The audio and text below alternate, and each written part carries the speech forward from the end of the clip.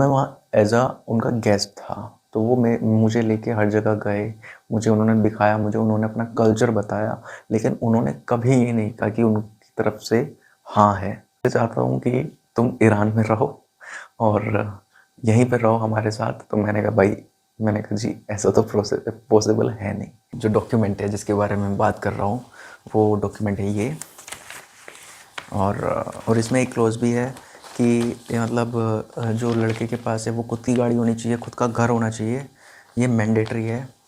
बहुत अभिनंदन है दोस्तों आपका फिर से चैनल में। मेरा नाम दिवाकर है और जैसे कि आप जानते हैं कि मैं अयोध्या में था, अब मैं अयोध्या में नहीं हूँ। या आप थंबनेल देख के आइडिया लगा रहे हैं कि क्या हुआ है ऐसा। देखिए, मैं अयोध्या में था और मेरा पूरा प्लान था कि मैं दीपावली तक वहाँ पर रहूँ और दिवाली पूरी वहाँ की जो है आप लोगों को भी दिखाऊँ, अच्छे अच्छे दृश्य दिखाऊँ और दीप उत्सव भी दिखाऊँ। और आपने ये भी नोटिस करा है कि पिछले 4 दिन से मैंने कोई वीडियो करी भी नहीं है और आपने कोई वीडियो, मेरी नई वीडियो कोई देखी भी नहीं है। तो यार उसका बहुत बड़ा एक रीज़न है। आज मैं आपके साथ वो जो है वो आज बताना चाहता हूँ, आपके साथ शेयर करना चाहता हूँ। मैं बहुत दिन से उसको छुपा के रखा था क्योंकि बहुत लोगों ने कमेंट किया था, मतलब बहुत लोगों ने नहीं, कुछ लोगों ने कमेंट किया था जो भी मुझे देखते हैं, जो भी प्यार करते हैं, उन लोगों ने सब ने कमेंट किया था कि ये क्या चीज़ है, ये स्टोरी क्या है, तुम ईरान गए, तुम फ़ायज़ा से मिले, फ़ायज़ा और तुम्हारा क्या रिलेशन है। तो इवन फ़ायज़ा के इंस्टाग्राम पे भी बहुत लोगों ने मैसेज किए, मेरे इंस्टाग्राम पे भी करे। तो मैं किसी चीज़ का इंतज़ार कर रहा था इस चीज़ को रिवील करने से पहले। यहाँ तक कि ये चीज़ जो है वो मेरे घर वालों को भी नहीं पता, जो मेरे बहुत करीबी लोग हैं उनको भी नहीं पता कि ये है क्या आखिर, क्योंकि सबसे मैंने कुछ और ही बोला था। और इस वीडियो को देखने के बाद मैं बता रहा हूँ कि जो लोग मुझे जानते हैं ना, बवाल हो जाएगा सब में और वो मुझसे शिकायत करेंगे कि तुमने मुझे बताया क्यों नहीं। तो भाई बात ऐसी है, आज की बात नहीं है, ये बहुत साल, मतलब 2-3 साल पहले की बात है जो आप लोग आज देख रहे हो। मैं ईरान गया, मेरा ईरान जाने का असली जो वजह थी वो क्या थी, और मैं घूमना ही था या क्या करना था, वो सब मैं आपको रिवील कर दूंगा आज, हर चीज़ रिवील कर दूंगा। लेकिन एक चीज़ मैं पहले आपसे बताना चाहता हूँ। देखो भाई, मुझे इस टाइम सच में, मैं किसी वीडियो में कुछ नहीं कहता हूँ, लेकिन मुझे इस वक्त आप सबके प्यार की बहुत ज़रूरत है, बहुत ज़्यादा ज़रूरत है।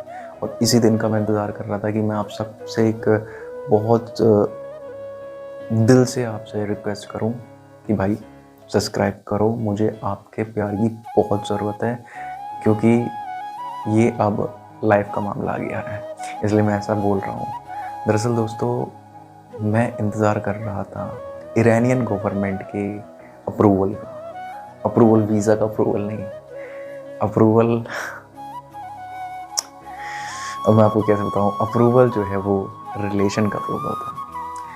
ऐसा होता है ईरान के अंदर, अगर आप किसी ईरानियन लड़की से एक रिलेशन मेंटेन करना चाहते हैं, उस रिलेशन को फ्यूचर तक ले जाना चाहते हैं, तो आपको पहले ईरानियन गवर्नमेंट की जो है परमिशन लेनी पड़ेगी। तो मैंने ईरानियन गवर्नमेंट की वहाँ पर एक प्रोसीजर होता है, उस प्रोसीजर को भी मैं एक्सप्लेन करूँगा आपको। उस प्रोसीजर से मैं गया, और हर किसी के लिए नहीं है ईरान के अंदर, ये उसके लिए है जो गवर्नमेंट एम्प्लॉयज़ हैं।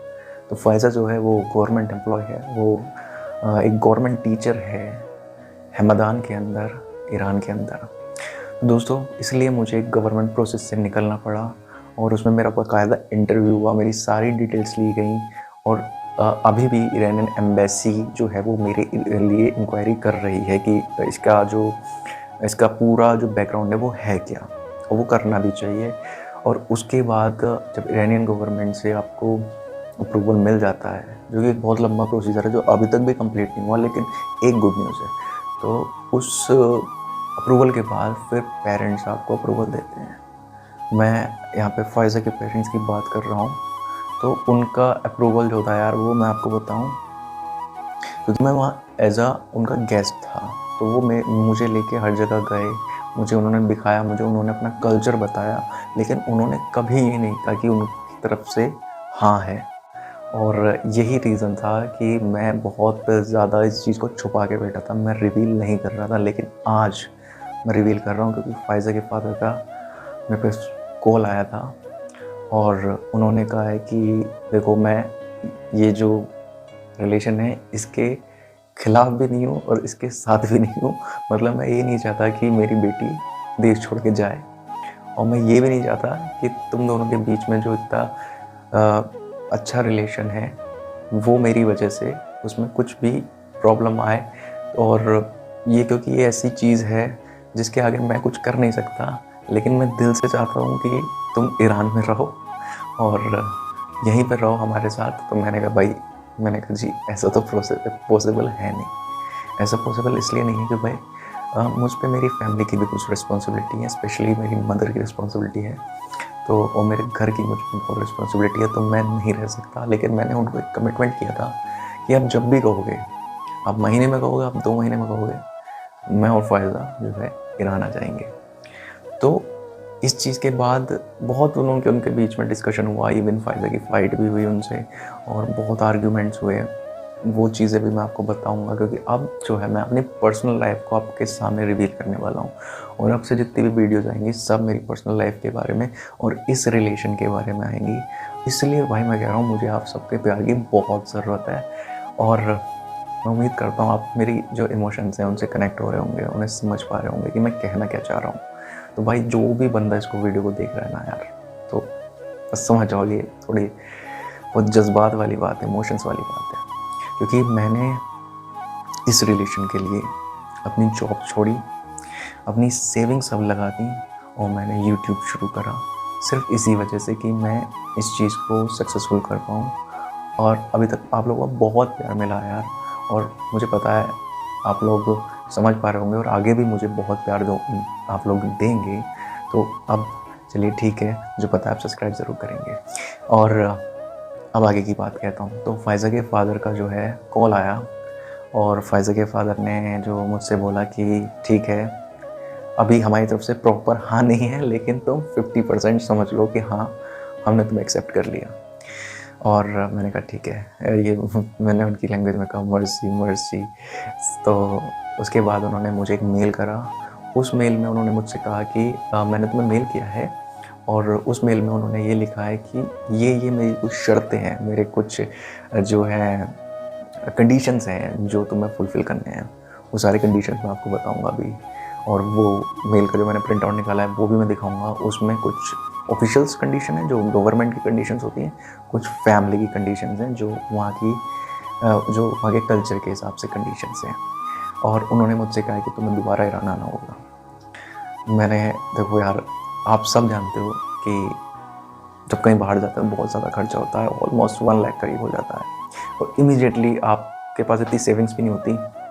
अगर आप जॉब ना कर रहे हो, जॉब भी कर रहे होगे तो यार तब भी आप जॉब छोड़ के थोड़ी ना जाओगे, और आपकी सैलरी भी होगी तो फिर वो उसे भी मतलब आप सब चीज़ों को एडजस्ट करके चलना पड़ता है। तो मैंने उनसे कहा मुझे थोड़ा समय दीजिए, मैं इतनी जल्दी ऐसे आ नहीं सकता हूँ। तो इसीलिए भी मैं कह रहा हूँ कि यार मुझे बहुत ज़रूरत है आप सबके प्यार की। तो उन्होंने मुझे जो चीज़ें भेजी हैं वो मैं अब आपको पॉइंट बाय पॉइंट पढ़ के बताऊँगा, और वो सारी चीज़ें मैं आपको रिवील करूँगा। साथ ही मैं आपको बताऊँगा, मैं फ़ायज़ा और फ़ायज़ा के फादर जब मैं ईरान में था तब हम लोग जो है गाज़विन नाम के एक शहर में गए थे, और उस शहर में जो है एक प्रोसेस होता है, उसमें मेरे डॉक्यूमेंट सबमिट हुए थे, फ़ायज़ा के डॉक्यूमेंट सबमिट हुए थे। तो हम दोनों के डॉक्यूमेंट सबमिट होके एक ऑफिशियल लेटर तैयार हुआ था कि ये लोग चाहते हैं, ये दोनों जो हैं वो चाहते हैं एक रिलेशन में आना, और इसके लिए जो है आप इसको इनको अप्रूवल दीजिए। उसके बाद हम लोग, जैसे आप अभी देख रहे हो, तो हम लोग जा रहे हैं गाज़विन में जाते हैं, और बीच में आप देखना थोड़ी थोड़ी क्लिप्स मैंने गाज़विन की करी हैं, और गाज़विन में जाके हमने वो प्रोसेस कंप्लीट करा। उसके बाद फिर मैं वापस हैमदान आया। हैमदान आने के बाद वहाँ पर एक प्रोविजनल डिपार्टमेंट है, वो वहाँ हम लोग गए, और वहाँ पर मेरा और फ़ायज़ा का इंटरव्यू हुआ। इंटरव्यू में उन लोगों ने हमें ये देखा कि क्या ये सही में चाहते हैं या फिर ये बस ऐसे ही। मैंने उनको सारी चीज़ें बताई अपने बारे में, और फ़ायज़ा ने बताया। जो हमारा इंटरव्यू ले रहा था, जो भी ऑफिसर था यार, वो बहुत अच्छा बंदा था, वो बहुत अच्छा। वहाँ पे कैमरेज अलाउड नहीं था, मेरा कैमरा फ़ोन वगैरह बाहर रखवा लिया था। वो बहुत अच्छा बंदा था, और उसने मुझसे कहा कि मुझे तुम बहुत अच्छे लगे।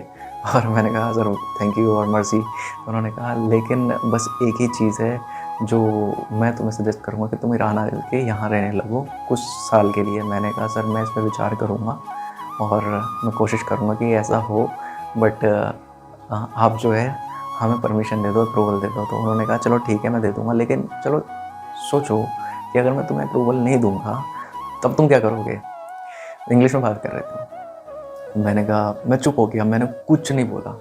मैं क्या ही बोलता यार, क्योंकि मैं उस टाइम सन हो गया था। तो उन्होंने कहा कि वैसे मेरा ऐसा कुछ इरादा नहीं है कि मैं तुम्हें अप्रूवल ना दूँ, लेकिन बस इमेजिन करो कि क्या करोगे, तुम मायूस होकर चले जाओगे। मैंने कहा सर और कोई ऑप्शन भी नहीं है, आप बताइए। आप जानते हैं, लेकिन मैं जानता हूँ कि आप मुझे बहुत पसंद करने लगे हैं इतनी छोटी सी बात में, तो आप मना नहीं करेंगे। तो वो हंस पड़े, उन्होंने कहा चलो ठीक है। और बाकी की बातें जो है मैं आपको मेल के थ्रू और बाय कॉल के थ्रू फ़ायज़ा के फ़ादर को बता दूँगा। तो इसीलिए भी फ़ायज़ा के फ़ादर का कॉल आया था कि वहाँ से जो इंटरव्यू जिस ऑफ़िसर ने लिया है उसकी तरफ से अप्रूवल आया है, लेकिन अभी एक प्रोसेस और है। वो प्रोसेस बहुत इम्पोर्टेंट है और वो प्रोसेस थोड़ा इस्लामिक प्रोसेस है। उसके लिए भी मुझे वहाँ जाना पड़ेगा और वो चीज़ें सारी कंप्लीट करनी पड़ेंगी। लेकिन आज की वीडियो से जो शुरू हुई है मेरी पर्सनल लाइफ और जो शुरू हुआ है इस रिलेशन का रिवील होना, उस चीज़ों को आप देखेंगे। मेरे और फ़ायज़ा के बीच में जो सारी चीज़ें हुई हैं अभी तक, मैंने कुछ वीडियोस नहीं करी हैं, वो सब वीडियोस आपको दिखाऊंगा। और मेरे और फ़ायज़ा के बीच में जितनी भी बातें हुई हैं और जो हमारी फैमिलीज़ के बीच में हुई हैं वो सब आपको दिखाऊंगा। आप सच में मैं ये बात कहना चाहूँगा, आप निराश नहीं हो गए एक वीडियो से। एक वीडियो इतनी ज़्यादा अच्छी है, ऐसी ऐसी चीज़ें हैं वीडियोज़ में जिससे आपका एक अच्छा मनोरंजन भी होगा और आपको दिखेगा कि कैसे डिफरेंट कल्चर्स की फैमिली जो हैं वो मिलती हैं। सिर्फ दो लोग नहीं मिल रहे, पूरी फैमिलीज़ कैसे इसमें जुड़ती हैं। क्योंकि एक बार फ़ायज़ा के फ़ादर जो है मेरी मदर से बात कर रहे थे, लेकिन ना उनको इंग्लिश आती है ना उनको इंग्लिश आती है, तो वो बहुत ज़्यादा इंटरेस्टिंग था। वो सारी चीज़ें मैं आपको दिखाऊंगा और मुझे उम्मीद है आपको बहुत अच्छी लगेंगी। तो फिलहाल आते हैं पॉइंट पे, और वो मैं आपको डॉक्यूमेंट दिखाता हूँ कि वो डॉक्यूमेंट जो है वो कौन सा वाला है और उसमें क्या क्या पॉइंट लिखे होंगे। हाँ तो दोस्तों, जो डॉक्यूमेंट है जिसके बारे में मैं बात कर रहा हूँ वो डॉक्यूमेंट है ये। और देखो दिखाते हैं, इस तरीके से ये डॉक्यूमेंट है और ये पूरा प्रिंट है, मतलब ये मेल में आया था मेरे को। देखो आप 3-4 पेजेस हैं। मैं अब आप से मैं ये नहीं कह सकता कि मैं इसकी जो फ़ोटो है वो आपकी स्क्रीन पर लगा दूंगा, बट मैं इसमें से कुछ पॉइंट्स पढ़ के आपको बताऊंगा, क्योंकि ये कुछ ऐसी चीज़ है जो थोड़ी कॉन्फिडेंशियल है। मैं अभी इसको नहीं बता सकता, लेकिन हाँ टाइम आने पे ज़रूर इसको भी बताऊंगा। तो भाई इसमें कुछ पॉइंट्स लिखे हुए हैं, जिसमें लिखा हुआ है 2 तरीके के इसमें पॉइंट्स लिखे हुए हैं। इस्लामिक पॉइंट्स लिखे हुए हैं और जो फैमिली के पॉइंट्स हैं यानी कल्चरल पॉइंट्स। और दूसरे पॉइंट्स इसमें फैमिली के लिखे हुए हैं कि फैमिली की क्या क्या डिमांड है। तीसरे पॉइंट्स इसमें लिखे हुए हैं कि गवर्नमेंट की क्या क्या डिमांड है। तो जो पहला पॉइंट है वो मैं आपको बताता हूँ।